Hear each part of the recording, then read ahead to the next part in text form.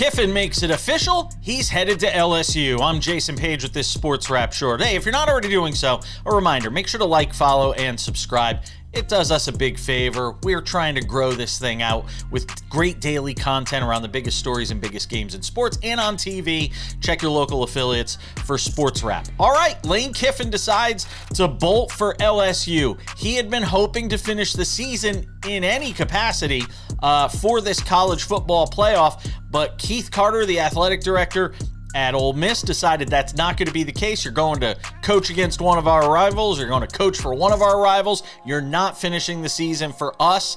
And now there's a lot of questions that are going to be answered here in the coming hours, in the coming days. And, you know, you might have them by the time you even see this video. And that is, who's going to coach Ole Miss in the college football playoff?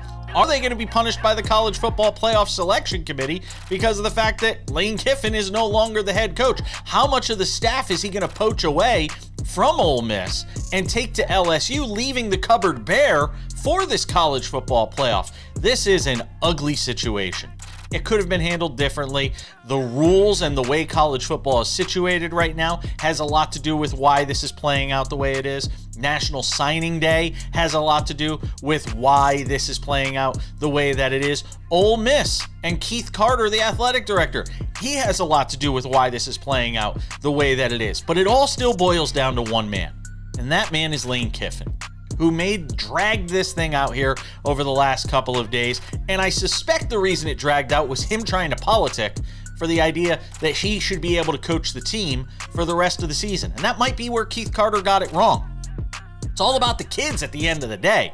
It shouldn't be about Lane Kiffin. It shouldn't be about your ego. It shouldn't be about the fact that you're mad that he's leaving when you thought he might stay. It should be about the fact that your team, these guys that have put in all this effort, have a chance to do something really special, and it's not going to happen now.